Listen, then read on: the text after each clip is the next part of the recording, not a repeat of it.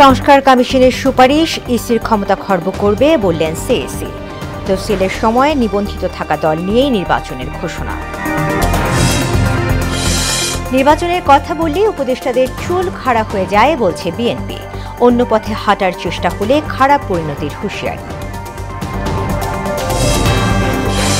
গণহত্যা মামলায় র্যাবের সাবেক ডিজি হারুনের নামে গ্রেফতারি পরোয়ানা। পলাতক 7 শতাধিক বন্দী এখনো অধরা বললেন স্বরাষ্ট্র উপদেষ্টা। এবং বর্তমান সময়ে রাজস্ব আদায় বড় চ্যালেঞ্জ মত অর্থ উপদেষ্টার। সেবা সহজ করতে অনলাইনে করদান প্রথা চালু জানালেন এনবিআর চেয়ারম্যান।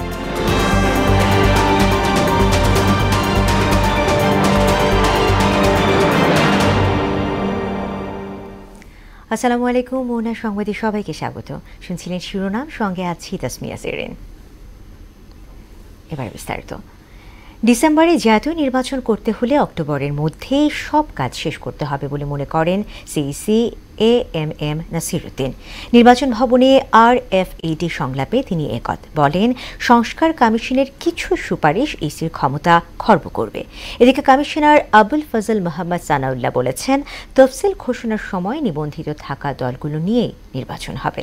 রংপুর প্রতিনিধি শফিউল করিম শফিকের সহযোগিতায় MR আসাদের রিপোর্ট।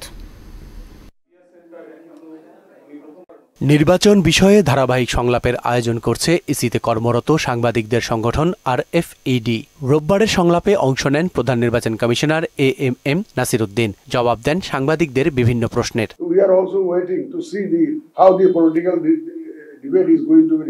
সীমানা নির্ধারণ, রাজনৈতিক দলের নিবন্ধন সহ বিভিন্ন বিষয়ে আইনি জটিলতা না কাটায় নির্বাচনের প্রস্তুতি ব্যাহত হচ্ছে বলে জানান তিনি। আইনের বাধার কারণে আমরা কিন্তু সাইমালটেনিয়াসলি কাজগুলো করতে পারতেছি না। Particularly delimitation, registration of parties, এই কাজগুলো আমাদের আটকে আছে। আমরা যেটা ভাষাভাষি করতে চেয়েছিলাম এটা করতে পারতেছি না। ডিসেম্বরে যদি ইলেকশন হতে হয়, আমি সেটাই বলতে হতে হয়, তাহলে অক্টোবরের মধ্যে যাতে আমি প্রস্তুতি নিতে পারি সেরকম ব্যবস্থা করতে হবে। আর মাঝখানে যদি বলে যে নতুন আইন করব, এই ধরনের সংস্কার করব, তাইলে কিন্তু আমার জন্য সংস্কার কমিশনের বেশ কিছু সুপারিশ ইসির ক্ষমতা খর্ব করতে পারে বলেও মত দেন নাসিরউদ্দিন। অনেকগুলো সুপারিশ আছে যেগুলো ইনকর্পোরেট করলে, অ্যাকসেপ্টেড হলে ইলেকশন কমিশনের স্বাধীনতা খর্ব হবে, নো ডাউট অ্যাবাউট ইট। এখানে কোনো সন্দেহ নাই, আমরা একদম নিশ্চিত। আমার যে ভোটার রেজিস্ট্রেশন অন্যের কাছে দিয়ে দেওয়া অথবা যে ডিলিমিটেশন অন্যের কাছে দেওয়া, এটা আমার নির্বাচন কমিশনের যে ম্যান্ডেট, কনস্টিটিউশনাল ম্যান্ডেট সম্পূর্ণ বিরুদ্ধে, স্পিরিটের বিরুদ্ধে। এদিকে রংপুরে আঞ্চলিক নির্বাচন কার্যালয়ে কমিশনার আবুল ফজল মোহাম্মদ সানাউল্লাহ বলেন, তফসিল ঘোষণার সময় নিবন্ধিত দলগুলো নিয়েই নির্বাচন হবে। ইভিএমে স্থানীয় সরকার নির্বাচনের বিষয়ে এখনো সিদ্ধান্ত হয়নি বলেও জানান তিনি। জাতীয় নির্বাচনে আমরা ইভিএম ব্যবহার করব না, এই সিদ্ধান্ত আমরা নিয়ে ফেলেছি। নির্বাচন কমিশন স্থানীয় সরকার নির্বাচনগুলোতে ইভিএম ব্যবহার হবে কি হবে না এটা সময়ই বলে দেবে। MR আসাদ, মোহনা সংবাদ। নির্বাচনের কথা বললে উপদেষ্টাদের চুল খাড়া হয়ে যায় বলে মন্তব্য করেছেন বিএনপির স্থায়ী কমিটির সদস্য হাফিজউদ্দিন আহমদ। স্থায়ী কমিটির আরেক সদস্য আমির খুসরু মাহমুদ চৌধুরী বলেছেন, নির্বাচন ছাড়া ভিন্ন কোনো পথে হাঁটার চেষ্টা হলে শেখ হাসিনার মতোই পরিণতি হবে অন্তর্বর্তী সরকারের। তানজিদ ভুইয়ার প্রতিবেদন। ঢাকা রিপোর্টার্স ইউনিটিতে মুক্তিযোদ্ধা দলের আলোচনা সভায় প্রধান অতিথি ছিলেন বিএনপির স্থায়ী কমিটির সদস্য হাফিজউদ্দিন আহমেদ। বক্তব্যে তিনি বলেন, বিএনপি গত 15 বছর গণতন্ত্রের জন্য সংগ্রাম করেছে, একে অস্বীকার করার সুযোগ নেই। এই অন্তর্বর্তী সরকারের প্রধান কাজ হলো একটি সুষ্ঠু নির্বাচনের মাধ্যমে জনগণের প্রতিনিধিদের কাছে দায়িত্ব হস্তান্তর করা, কিন্তু এই কথা তারা বলে না, ভুলে গিয়েছে। ইলেকশনের কথা বললেই তাদের চুল খাড়া হয়ে যায়। বা ইলেকশন কি কোনো অন্যায় কাজ, অপকর্ম? গত 16-17 বছর আমরা জীবন দিয়েছি। অন্তর্বর্তী সরকারের প্রধান ডক্টর ইউনূসের উপদেষ্টা পরিষদকে দুর্বল উল্লেখ করে তারা বেশি দিন ক্ষমতায় থাকলে দেশের গণতন্ত্র পিছিয়ে পড়বে বলে মন্তব্য করেন তিনি। এখানে বসে কিংস পার্টি করার চেষ্টা আপনারা করবেন না। প্রফেসর ইউনূস অত্যন্ত সম্মানিত ব্যক্তি, তার কোনো অভিজ্ঞতা নাই রাষ্ট্র পরিচালনায়, তার সাফল্য আমরা দেখতে পাচ্ছি না, তবুও আমরা তাকে সমর্থন জানাবো। অতীতে তত্ত্বাবধায়ক সরকার ছিল 3 মাসের জন্য, আপনারা তো 30 বছর থাকতে চান যা মনে হচ্ছে। এতদিন সময় দেওয়া না, সম্ভব হবে না, কারণ অনির্বাচিত সরকার একটি দুর্বল সরকার। এদিকে জাতীয় প্রেস ক্লাবে এক আলোচনা সভায় বিএনপির স্থায়ী কমিটির সদস্য আমির খসরু মাহমুদ চৌধুরী বলেন, সুষ্ঠু নির্বাচনের জন্য সরকারকে অবশ্যই নিরপেক্ষ হতে হবে। তারা নিরপেক্ষভাবে যে আগামী যে নির্বাচন হবে সেদিকে এগিয়ে যেতে হবে। নিরপেক্ষতা নিয়ে কোনো প্রশ্ন যাতে কারো মনে না জাগে, নিরপেক্ষতা নিয়ে যদি প্রশ্ন জাগে তাহলে সেটা হবে এই আন্দোলনের, এই ত্যাগের, এই 15 বছর ত্যাগের যে রক্ত দিয়েছে, প্রাণ দিয়েছে, তাদের প্রতি বেইমানি করা হবে। জনগণের অধিকার ফিরিয়ে দেওয়ার একমাত্র উপায় হচ্ছে নির্বাচন, এমন মন্তব্য করে তিনি বলেন, নির্বাচিত সংসদ ছাড়া কোনো সংস্কার গ্রহণযোগ্য হবে না। কেউ যদি দ্বিতীয় পথ বেছে নিতে চায়, জনগণকে বাইরে রেখে কোনো গোষ্ঠী, ব্যক্তি, দল, সেটা বাংলাদেশের জনগণ গ্রহণ করবে না। তানজিদ ভুইয়া, মোহনা সংবাদ, ঢাকা। জুলাই আগস্ট গণহত্যা মামলায় র্যাবের সাবেক মহাপরিচালক হারুনুর রশিদের বিরুদ্ধে গ্রেফতারি পরোয়ানা জারি করেছে আন্তর্জাতিক অপরাধ ট্রাইব্যুনাল। চিফ প্রসিকিউটর বলেন, মানবতা বিরোধী অপরাধ মামলায় এখন পর্যন্ত 96 জনের বিরুদ্ধে গ্রেফতারি পরোয়ানা জারি করলেও 50% কম আসামি গ্রেফতার হয়েছে। কাজী পাপুর প্রতিবেদন।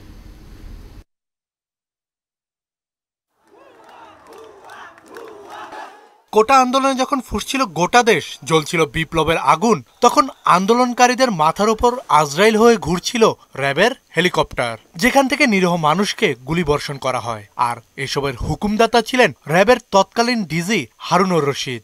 আন্তর্জাতিক অপরাধ ট্রাইব্যুনালের আদালতের চিফ প্রসিকিউটর জানালেন, তদন্তে উঠে এসেছে তারই নাম। হেলিকপ্টার ব্যবহার করে এই ছাত্র জনতাকে নির্মূল করার জন্য যে পরিকল্পনা এবং পরিকল্পনা বাস্তবায়ন, সেটা তিনি করেছিলেন হারুনুর রশিদ।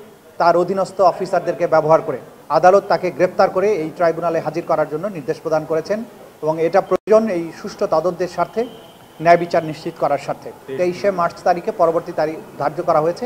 এর আগে যখনই তাকে গ্রেপ্তার করা হবে, তাৎক্ষণিকভাবে তাকে আদালতে উপস্থিত করা হবে। ট্রাইব্যুনালের মামলায় এখন পর্যন্ত 96 জনের বিরুদ্ধে গ্রেফতারি পরোয়ানা জারি করা হলেও বেশিরভাগই ধরাছোঁয়ার বাইরে। মেজর জেনারেল জিয়াউল হাসান, যিনি একমাত্র সেনাবাহিনীর অফিসার যিনি গ্রেপ্তার আছেন, এরকম আর অন্যান্য বাহিনীর সামান্য কিছু আছে, কিন্তু মোটা দাগে সিভিলিয়ান এবং পুলিশের সদস্যটাই বেশি। ভেঙে পড়া পুলিশ প্রশাসনকে একটা ব্যবহার উপযোগী পর্যায়ে নিয়ে আসার কারণেই হয়তোবা প্রথম দিকের এই অ্যারেস্ট ওয়ারেন্টগুলো কার্যকর করা যায়নি। এদিকে আসলে 6 জনের লাশ পোড়ানোর ঘটনায় গ্রেফতার 2 পুলিশ সদস্য এসআই আব্দুল মালেক ও কনস্টেবল মুকুলকে আগামী 28 ও 30 জানুয়ারি জিজ্ঞাসাবাদের দিন ধার্য করেছেন আন্তর্জাতিক অপরাধ ট্রাইব্যুনাল। সরাসরি এই লাশ পোড়ানোর ঘটনার সাথে সম্পৃক্ত, তো এই ব্যাপারে তথ্য উদ্ঘাটনের জন্য আমরা তাদেরকে জিজ্ঞাসাবাদের জন্য অনুমতি চেয়েছিলাম। আদালত তাদের একদিন করে জিজ্ঞাসাবাদের অনুমতি দিয়েছেন। কাজী পাপ্পু, মোহনা সংবাদ, ঢাকা। 30 জানুয়ারি। জুলাই আগস্ট গণঅভ্যুত্থানে বিভিন্ন কারাগার থেকে পালিয়ে যাওয়াদের মধ্যে এখনও 7 শতাধিক বন্দী ধরা পড়েনি বলে জানালেন স্বরাষ্ট্র উপদেষ্টা জাহাঙ্গীর আলম চৌধুরী। কেরানীগঞ্জে কেন্দ্রীয় কারাগারে জরুরি সেবা উদ্বোধন শেষে সাংবাদিকদের তিনি জানান, সে সময় 2200-র মতো কয়েদি পালিয়ে গেলেও 1500 জনকে গ্রেফতার করা হয়। বাকি 7 শতাধিক কয়েদিকে ধরতে চেষ্টা চলছে। জুলাই আগস্ট হত্যাকাণ্ডের তদন্তে কোনো ঘাটতি নেই বলেও জানান স্বরাষ্ট্র উপদেষ্টা। 5 অগাস্ট এবং জুলাই আগস্টের বিপ্লবে যারা আহত হয়েছে, আমরা তাদের থেকে এখানে এমপ্লয়মেন্ট দেওয়ার চেষ্টা করব। প্রায় 700 মতো এখনো বাইরে নিয়ে গেছে, আর যারা ছিল তাদের সবাই আবার বন্দি করে কারাগারে রাখা হয়েছে। তাদের আবার ধরে তাড়াতাড়ি আইনের আওতায় নিয়ে আনা হবে। যেই ধরা পড়বে তারই আইনের আওতায় নিয়ে আনা হবে। বর্তমান সময়ে রাজস্ব আদায়কে বড় চ্যালেঞ্জ উল্লেখ করে যৌক্তিক পন্থায় কর আহরণে সরকার বেশি মনোযোগী বলে জানালেন অর্থ উপদেষ্টা সালেউদ্দিন আহমেদ। সকালে রাজধানী আগারগাঁওয়ে আন্তর্জাতিক কাস্টমস দিবসে এনবিআর-এর সেমিনারে তিনি কথা বলেন। এতে এনবিআর চেয়ারম্যান আব্দুর রহমান খান বলেন, সহজ সেবা দিতে অনলাইনে করদান প্রথা চালু হয়েছে। মনিরুল ইসলামের প্রতিবেদন।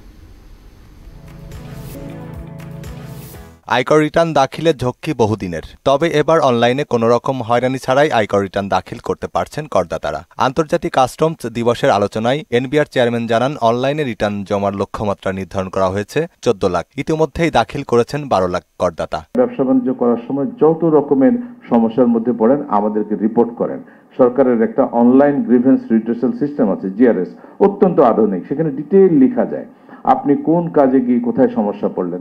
এই সমস্যাগুলো যদি আমরা জানতে পারি তাহলে আমরা অ্যাড্রেস করতে পারি এবং আমরা স্ট্রিক্ট অ্যাকশন নিতে পারি।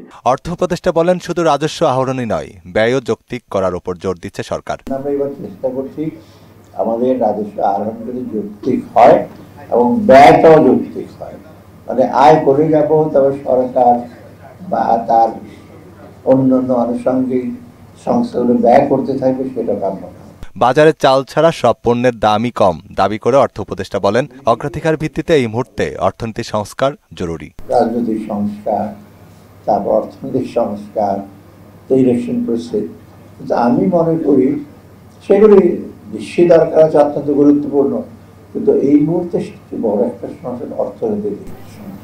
বাংলাদেশ সহ ওয়ার্ল্ড কাস্টমস অর্গানাইজেশনের সদস্যভুক্ত 186 দেশে একযোগে পালন হচ্ছে আন্তর্জাতিক কাস্টম দিবস। এবারের প্রতিপাদ্য কাস্টমস সেবাই প্রতিশ্রুতি, দক্ষতা, নিরাপত্তা, প্রগতি। এখন কিন্তু আর সময় বেশি নেই, আমাদেরকে আধুনিক যুগে প্রবেশ করতে হবে। মনিরুল ইসলাম, মোহনা সংবাদ, ঢাকা। অর্থ আত্মসাৎ ও ক্ষমতার অপব্যবহারের অভিযোগে সাবেক প্রধানমন্ত্রী শেখ হাসিনার মেয়ে সাইমা ওয়াজেদ পুতুলকে দেশে ফিরিয়ে আনার চেষ্টা করছে দুর্নীতি দমন কমিশন দুদক। এদিকে সাবেক ধর্মমন্ত্রী ফরিদুল হক খান ও তার স্ত্রীর ব্যাংকে সন্দেহজনক লেনদেনের প্রাথমিক সত্যতা মেলায় তাদের বিরুদ্ধে মামলার অনুমতি দেওয়া হয়েছে বলে জানিয়েছেন দুদক মহাপরিচালক মোহাম্মদ আখতার হোসেন। বিকেলে দুদক কার্যালয়ে নিয়মিত ব্রিফিংয়ে এসব কথা বলেন তিনি। এস.ইউ. সেলিমের প্রতিবেদন। সাবেক প্রধানমন্ত্রী শেখ হাসিনার মেয়ে সাইমা ওয়াজেদ পুতুল পারিবারিক রাজনৈতিক প্রভাব অপব্যবহার করে দুর্নীতির মাধ্যমে বেআইনিভাবে পূর্বাচল নতুন শহর আবাসিক প্রকল্পে 10 কাঠা প্লট আয়ত্ত করেন। এ ঘটনা এরই মধ্যে তার বিরুদ্ধে মামলা করেছে দুর্নীতি দমন কমিশন। এছাড়া সূচনা ফাউন্ডেশন নামের একটি প্রতিষ্ঠান খুলে পুতুল বিভিন্ন সামাজিক ও ব্যবসায়িক প্রতিষ্ঠান থেকে জোরপূর্বক উপটোকন ও অর্থ আদায় করতেন বলেও জানায় দুদক। স্বাস্থ্য ও পরিবার কল্যাণ মন্ত্রণালয়ের স্বাস্থ্য বিভাগের আওতায় অটিস্টিক সেলকে ব্যবহার করে ভুয়া প্রকল্প দেখিয়ে সেই প্রকল্পের অর্থ করমুক্ত করায় রাষ্ট্রের বিপুল আর্থিক ক্ষতি হয়েছে। রবিবার দুদক কার্যালয়ে সংবাদ সম্মেলনে দুদক মহাপরিচালক জানান, এসব অভিযোগের বিস্তারিত তদন্ত করে পুতুলকে দেশে ফিরিয়ে আনার চেষ্টা করছে দুদকের অনুসন্ধানী দল। সূচনা ফাউন্ডেশন, দ্বৈত নাগরিকত্ব, সবগুলো বিষয়ে আমাদের অনুসন্ধান দল কাজ করছেন এগুলি নিয়ে, এবং এগুলিও প্রাপ্তি সাপেক্ষে এগুলি পর্যালোচনা করবেন। সেগুলির সাথে তার নিয়োগ, তার অর্থ আত্মসাৎ কিংবা কর ফাঁকির সবগুলো বিষয়েই অনুসন্ধান দল বিবেচনা করবে। এছাড়া সাবেক ধর্মমন্ত্রী ফরিদুল হক খান ও তার স্ত্রী ব্যাংকে সন্দেহজনক লেনদেনের প্রাথমিক সত্যতা মেলায় তাদের বিরুদ্ধে মামলার অনুমতি দেওয়া হয়েছে বলেও জানান তিনি। অভিযোগ সংশ্লিষ্ট জনাব মোহাম্মদ ফরিদুল হক খান, সাবেক সংসদ সদস্য জামালপুর 2 ও সাবেক ধর্মমন্ত্রী দুর্নীতি ও ঘুষ সংগঠনের মাধ্যমে প্রাপ্ত অর্থ বা সম্পত্তির অবৈধ উৎস গোপন বা আড়াল করার উদ্দেশ্যে স্থানান্তর, রূপান্তর এবং হস্তান্তরের অপরাধে মামলা রুজুর কার্যক্রম প্রক্রিয়াধীন রয়েছে। এদিকে বাংলাদেশ ব্যাংকের সাবেক ডেপুটি গভর্নর এস.কে. সুরের ব্যক্তিগত গোপনীয় লকার খুলেছে একজন নির্বাহী ম্যাজিস্ট্রেট সহ দুদক পরিচালক কাজী মোহাম্মদ সাইমুজ্জামানের নেতৃত্বাধীন কমিশনের 7 সদস্যের দল। এই অভিযোগের সুষ্ঠু অনুসন্ধান হোক। এস.ইউ. সেলিম, মোহনা সংবাদ, ঢাকা। কর্তৃত্ববাদী সরকারের নেয়া বিদ্যুৎ খাতে মহাপরিকল্পনায় স্বার্থের দ্বন্দ্ব রয়েছে দাবি করে এটি বাতিল করে নবায়নযোগ্য জ্বালানির পথে সুনির্দিষ্ট কর্মপরিকল্পনার তাগিদ দিয়েছে ট্রান্সপারেন্সি ইন্টারন্যাশনাল বাংলাদেশ টিআইবি। আন্তর্জাতিক ক্লিন এনার্জি দিবস উপলক্ষে সংসদ ভবনের সামনে এক মানববন্ধনে এসব কথা বলেন সংস্থার নির্বাহী পরিচালক ইফতেখারুজ্জামান। জীবাশ্ম ও নবায়নযোগ্য জ্বালানির শক্ত নীতি কাঠামো তৈরিতে 12 দফা দাবিও তুলে ধরেন তিনি। কর্তৃত্ববাদের পতন হয়েছে, কর্তৃত্ববাদী চর্চার পতন হয়নি। কাজেই সেই জায়গায় এখনো কিন্তু বিভিন্নভাবে জীবাশ্ম জ্বালানির লবি তৎপর রয়েছে। সেই লবি তৎপরতাকে বানচাল করতে হবে আমাদের সবাই মিলে, এবং তার মাধ্যমে আমরা নবায়নযোগ্য জ্বালানিতে উত্তরের দিকে অগ্রসর হব। চীনের সঙ্গে বাংলাদেশের ভাষাগত বন্ধন আরও দৃঢ় হবে বলে জানিয়েছেন জামায়াতে ইসলামের আমির ডক্টর শফিকুর রহমান। সকালে গাজীপুরের শফিপুরে চায়না লং লিভ ফ্রেন্ডশিপ আয়োজিত শীত বস্ত্র ও খাদ্য সামগ্রী বিতরণ অনুষ্ঠানে এসব কথা বলেন তিনি। চীন ইতোমধ্যে বাংলাদেশে অনেক কল্যাণমূলক কাজের পদক্ষেপ নিয়েছে বলেও জানান জামায়াত আমির। এর সাথে আমাদের ভাষাগত এই বন্ধন আরো সুদৃঢ় হোক, তাহলে আমাদের হৃদয়ের বন্ধনও আরো সুদৃঢ় হবে। আমরা আশা করব চাইনিজ ভাষা শিক্ষার একটা উচ্চতর একাডেমি তারা এখানে গড়ে তুলবে। নরসিংদী রায়পুরায় আওয়ামী লীগের দুই পক্ষের সংঘর্ষে 2 জন নিহত এবং 30 জন আহত হয়েছে। এর মধ্যে কয়েকজনের অবস্থা গুরুতর বলে জানিয়েছেন চিকিৎসকরা। পুলিশ ও স্থানীয়রা জানায় আধিপত্য বিস্তার নিয়ে আওয়ামী লীগ নেতা জাকির হাসান রাতুল ও আশরাফুল ইসলামের সঙ্গে পুরনো বিরোধ ছিল। এর জের ধরে সকালে বাঁশগাড়ি ইউনিয়নে দুই পক্ষের মধ্যে সংঘর্ষ শুরু হয়। টেটা ও বন্দুকযুদ্ধে নিহত হন 2 জন। এরা হলেন আলমগীর হোসেন আলম ও আলী আহমেদ। সংঘর্ষের পর এলাকায় উত্তেজনা বিরাজ করছে। ছাতা চাইছিল, ছাতা না দেওয়ার কারণে আওয়ামী লীগের অনেক লোক আইসে হাঙ্গামা করছে, গুলি করে মারা গেছে। আমরা আছি, আমরা টহল দিচ্ছি, মহড়া দিচ্ছি, যারা জড়িত তাদের বিরুদ্ধে ব্যবস্থা নেওয়ার চেষ্টা করতেছি। অংশীজনদের মতামত ছাড়াই 2023 সালে বন্ধ করে দেয়া হয় ডিপ্লোমা ইন লাইভস্টকের ইন সার্ভিস মেকআপ কোর্স। এতে সম্মানজনক পদবি ও উচ্চতর গ্রেড বঞ্চিত হচ্ছেন প্রাণী সম্পদ অধিদপ্তরের 950 কর্মচারী।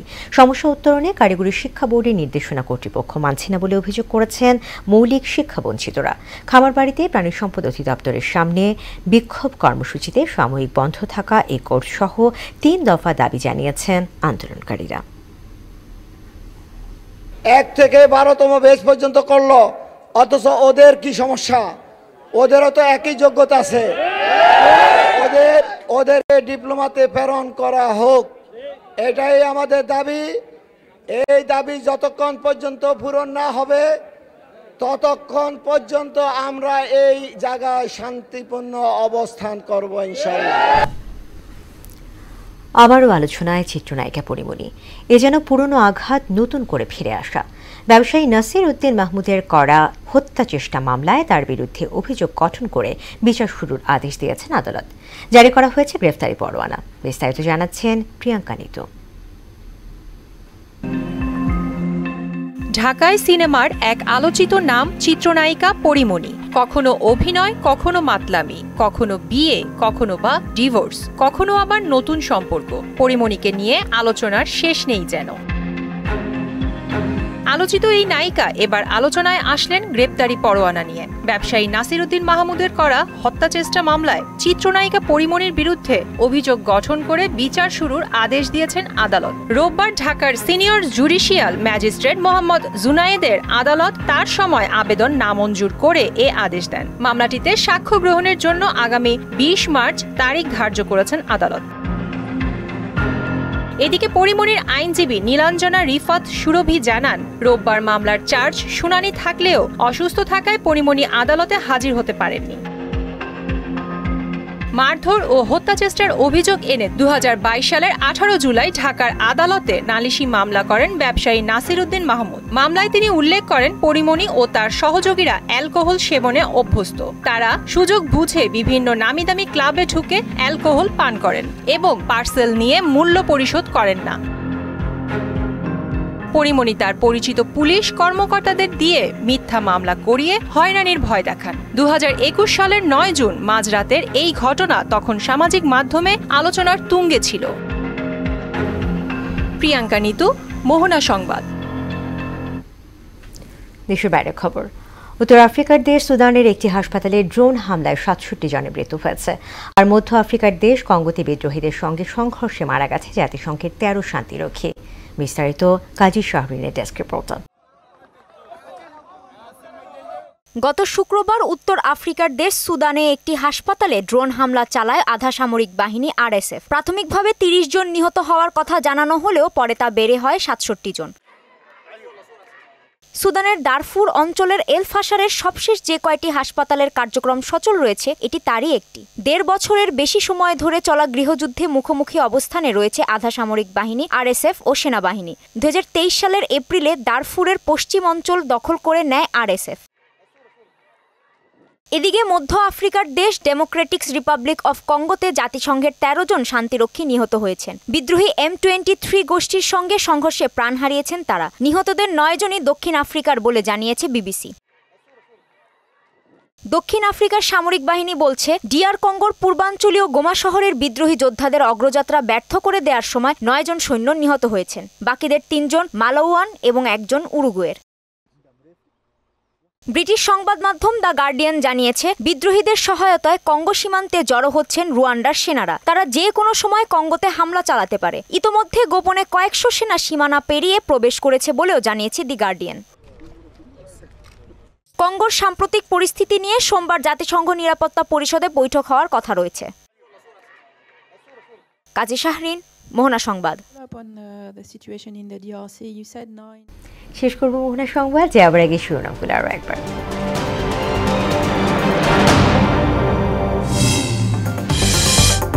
সংস্কার কমিশনের সুপারিশ ইসির ক্ষমতা খর্ব করবে বললেন সিএসসি।